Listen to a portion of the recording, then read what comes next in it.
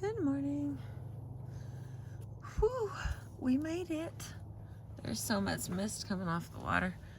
It is cold as heck. Like 30 something degrees. Let me see. I'll turn the car back on.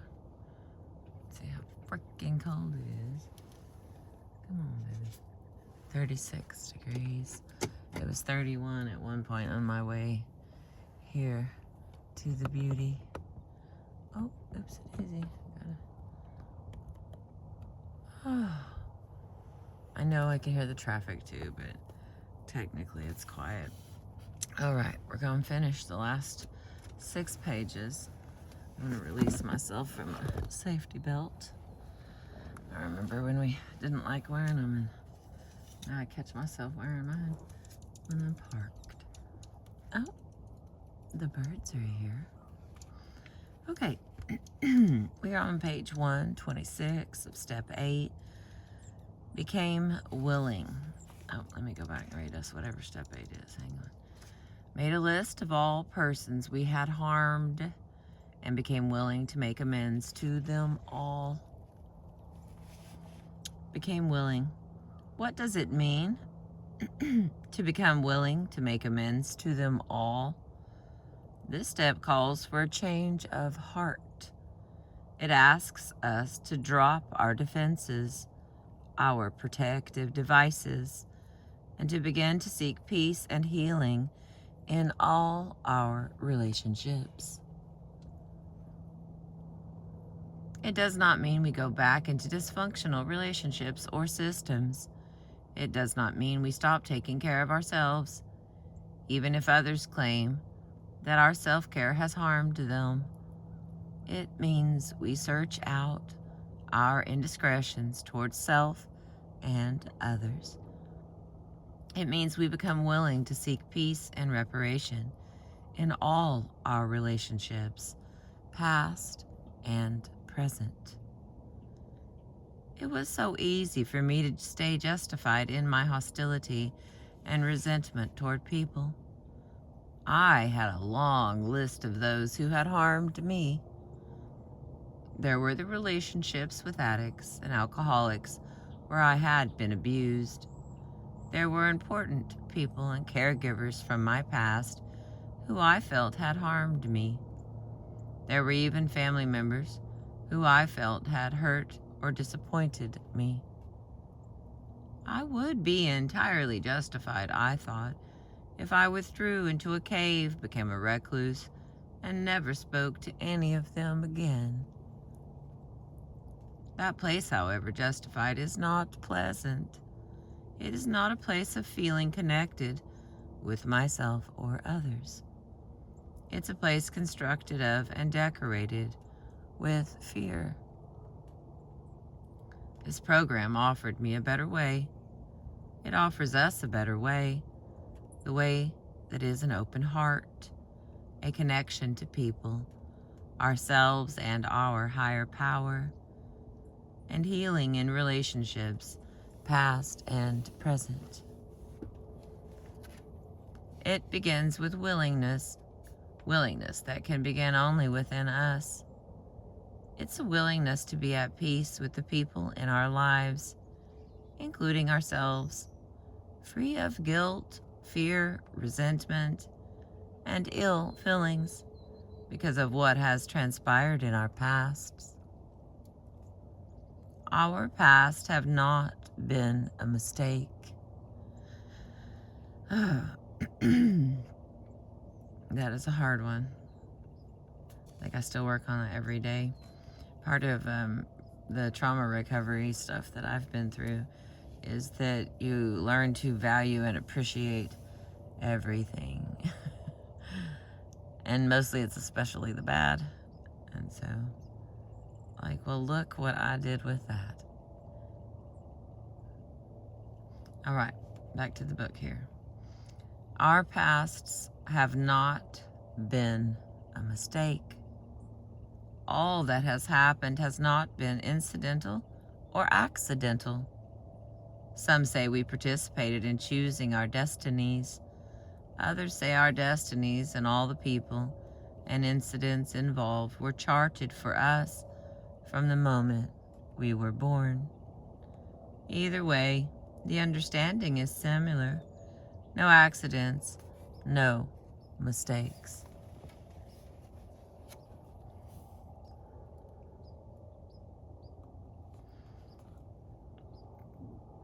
Excuse me, Lord.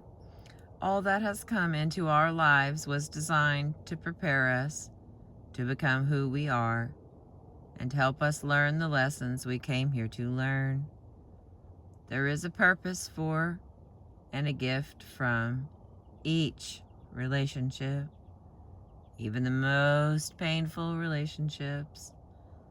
The longer I work at recovery and the less I view myself as a victim, the more receptive I am to these gifts. Sometimes the gift has been showing me what areas of myself I have not dealt with. Some relationships have come into my life to make me strong, teach me how to own my power, and show me how to set boundaries. Some have come into my life to bring healing. Some have come in to bring and inspire gifts of creativity, spontaneity, nurturing, femininity, and support, or to help me believe I deserve the best that life and love have to offer. Some have come to show me what I do not want. Some are here to show me what I do want. Our relationships, many say, are a mirror of our issues and our goals, a reflection of us. Each has a gift. Letting go of resentment and bitterness is the key to unlocking that gift. We can say thank you for each gift. All right, I'm going to pause here again and throw in a crystal. I heard a saying, it was so long ago, I don't know, many moons ago, and it was that everyone is a reflection of ourselves, and that was a very interesting concept if you have time to go down rabbit holes. Otherwise, it comes from multiple different angles of philosophy and religion, I suppose, but the example that was explained to me is when you look at another person, okay, I'm gonna take that back. It was not explained to me. I entirely made this up on my own so that I could understand what they were saying. So here's Crystal's version, because it's my video. So whenever you're looking at another person, if you like them a lot, or if you do not like them whatsoever, you are to pretend, imagine, and here's what Crystal does, is I pretend like the dollar store mirrors that you put on the back of your door. So, it's like $5, they're probably $10 now. But whenever you're having an issue, or even if you actually like someone, it's more useful when you like people. It's equally useful when you don't. But you slip that mirror up between you and them, like a mental picture, or I don't know, maybe just use a real mirror in one of their pictures, perhaps, but I hadn't tried that. But you look at and you go, okay, this person is outgoing and friendly. Well, then I am too. Because the thing about a mirror is you can't see anything in the mirror that you do not have. That's a general rule. There's an exception. You had enough trauma, you had enough training, you can spot things that are not particularly in your mirror. So that is an exception. But the times that I've seen things about people that I really liked and put that mirror up between me and them and appreciated that, holy cow, I too am like them. It is a very interesting sensation, and it allows anybody to be a gift. You get to see yourself, and I don't know what kind of mirror it is.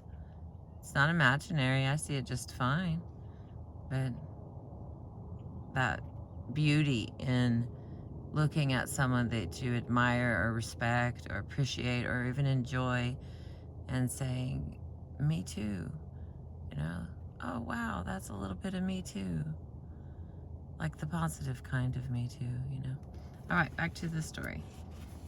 I just wanted to, throw that in there for some extra thought.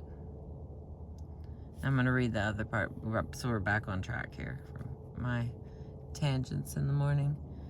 Our relationships, many say, are a mirror of our issues and our goals, a reflection of us. Each has a gift.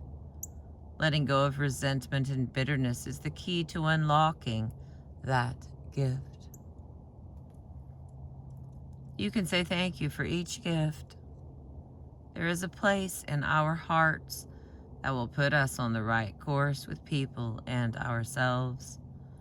That place is willingness to make amends, willingness to achieve healing in our relationships with people, and willingness to find the gift. When we achieve that place, when the idea of willingness begins to enter our minds, even before it has worked its way down into our hearts, it's already beginning to happen. We are beginning to open ourselves to the reparation, the healing and love available to us in our relationships. We are ready to begin to love ourselves and others unconditionally. This attitude doesn't mean we stay in relationships that have reached their time to end.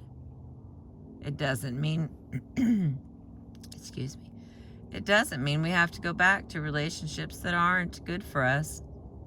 It doesn't mean we surrender to any treatment from any person who isn't good for us. If someone treated us badly, our lesson from that relationship was learning to own our power and find our own liberation. What we do in recovery is what one woman, Beth, calls realigning myself with my relationships. But to begin that realignment, to find that place of peace with self and others, we need to be willing. Becoming willing does not mean we deny what is or has happened. It does not mean we forfeit ourselves or give away our power with people. It means we become ready to open our hearts to people despite what has happened. We become ready to go lovingly to people and take care of ourselves with them. We become willing to love and take care of ourselves. This step asks us for a change of heart so that our hearts can be healed and opened to love. Do not fear the amend. For now, do not think about the amend. Contemplate willingness, a willingness to do what we are directed by our higher power to do, a willingness to take care of ourselves with people. We will not be asked or required to do anything foolhardy or inappropriate. All we are becoming willing to do is make appropriate amends, to take responsibility for our inappropriate behaviors toward others and toward ourselves. How can we learn to love until we become ready to take responsibility for our part? Healing begins with us. It begins with a thought, a vision, a feeling of willingness. A great chain of healing and love begins when we make the decision to take care of ourselves with people and to come to a place of peace about our relationships. We take ourselves out from under the control and influence of others and their addictions. We align ourselves with recovery, with ourselves, and with our higher power. We are beginning to own our power in new ways, ways that we have not known before. We are taking ourselves out of anxiety, shame, and guilt and stepping into peace. We have stopped fussing over others. We have taken the risk to look within. Now we are asked to take an even greater risk, that of quietly but clearly accepting responsibility for ourselves and our behaviors. This step and the next heals our relationships with ourselves and others. We are on our way to learning to own our power in any circumstance and in any situation. We are learning how to stop allowing others to victimize us and to stop victimizing ourselves. We are giving up our victim role. We are part of a new consciousness. It is this recovery work that each of us is doing that will stop the chain of victimization and abuse, not just in our lives, but in those around us. Many of us have wanted to change the world. Well, we are, simply and quietly, by doing our own work and our own healing. And the last part, victims no more. When I began recovery from codependency, all I could see were the wrongs and the harm others had done to me.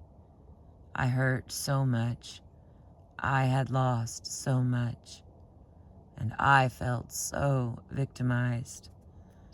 Looking at my own part in my relationships, even the most painful aspects of myself that needed working on, was beyond my ability. The thought of apologizing to anyone was out of the question. It felt like I would be apologizing to people for them hurting me. The good news is I didn't need to make my amends then. I was not ready yet. I needed to focus on my pain, my grief, and some basic recovery behaviors I could do to stop my pain. I needed to nurse my wounds and even indulge in a little self-pity. This was part of my journey toward removing myself as a victim of other people, their addictions, and their problems. There came a time, and that time was slow in coming, when I was ready to begin this process of looking inward. It came time to become willing to face and accept my part in my relationships. Imagine that. Okay, hang on, I gotta get a drink. My coffee's getting cold and I'm thirsty.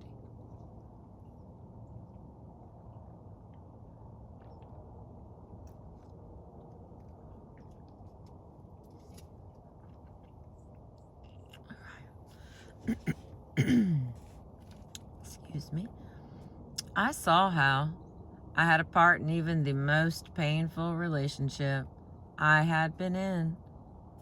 When I stopped complaining so long and hard about the behavior of others, I began to see them as mirrors of who I was.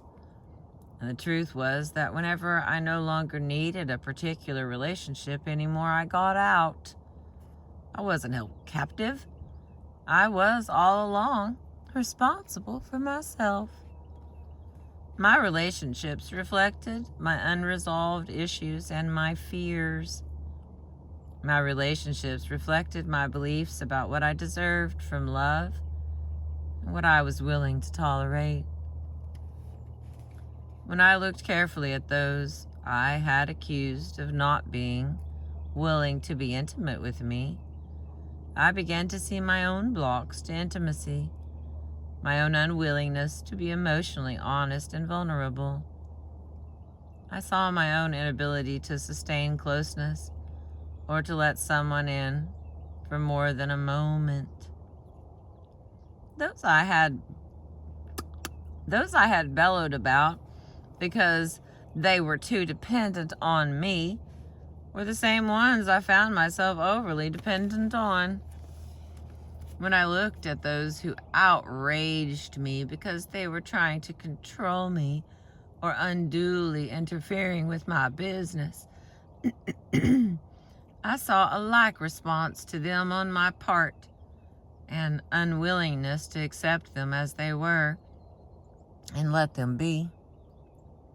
I saw that I had needed and attracted all the relationships in my life for one reason or another purpose of growth.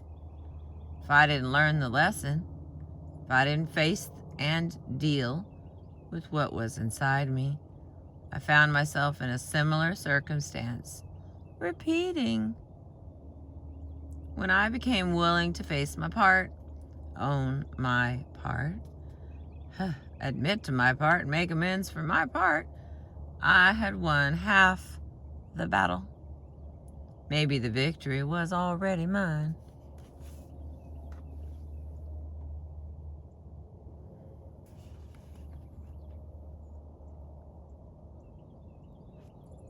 Oh, great.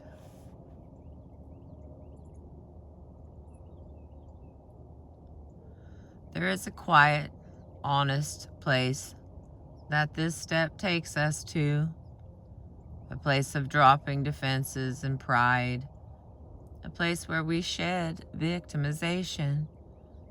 We become willing to clean our slate in peace and honesty.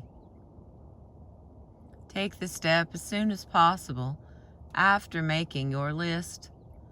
Take it whenever bitterness, resentment, victimization, or fear enter in. Take it whenever you seek and desire peace and healing with yourself and with others. We do not have to do this step too soon. We do not have to do it until we are ready. But when it is time, we do not want to procrastinate. The step gives us permission to stop fighting with others and with ourselves.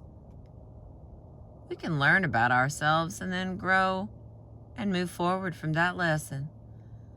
We can have love, forgive and be forgiven, and accept all that has happened. Many of us are carrying around residue from relationships that are decades old. We have not yet reconciled and made our peace with our pasts. Making a list and becoming willing, making 3 lists if necessary, is how we set ourselves free. Not only will our hearts be opened further, so will our eyes. We will learn what we need to learn about ourselves. We will be free to let go of our pasts and move into a better future. Some say that the past cannot be changed. This step proves differently.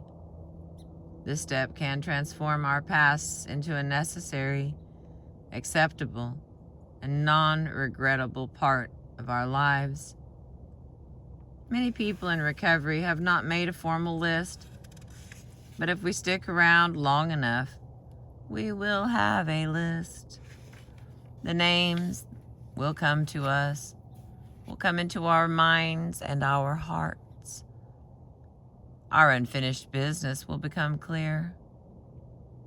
We will be aware of the people and the relationships that we need to deal with. It may be an ex-spouse, a parent, an old friend. It may be a relative. But they will come to us, mentally or in actual physical presence. The opportunity to become willing will make itself available. The chance to heal will come. So will our ideas about the wrongs we have done to ourselves. Slowly these issues will present themselves. We will see how we have neglected and harmed ourselves. Life will ask us if we are willing to change how we treat and respond to ourselves. That's what recovery is about. And again, life will ask us if we are willing to change how we treat and respond to ourselves. That's what recovery is about. Do not worry about doing the step well enough. Do not use it to make yourself feel guilty. Use the list you have in your heart or on paper. Then open yourself to willingness. Ask to be shown who needs to be on your list. Ask for insight into the wrongs you have done to yourself and others. Ask for help in becoming willing. Forgiveness, right relationships, and peace begin inside us. They begin with this step. All this step asks us to do is make a list, then become willing to honestly take care of ourselves and our behaviors with people. Regardless of the part played by another, we are now free to identify, own, and take responsibility for ourselves. All right, there's only 3 activities in this step. Number 1, have you started your list yet? Have you made a mental list of the people you believe you have harmed?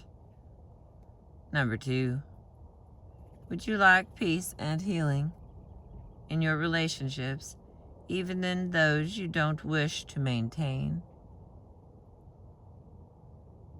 What are the barriers to healing that are still within you? Number 3, what are the relationships, past or present, that bother you the most? And that's that. Page 132. I'm going to pop up our book here because I think I skipped it in the last one. For all those who can't wait to run out and buy it and see all the words I changed, all the mistakes that I make, I invite you. I would appreciate the companionship. All right, thank you for letting me read to you. Step 9 will be next. Step 9 is written as, made direct amends to such people whenever possible, except when to do so would injure them or others.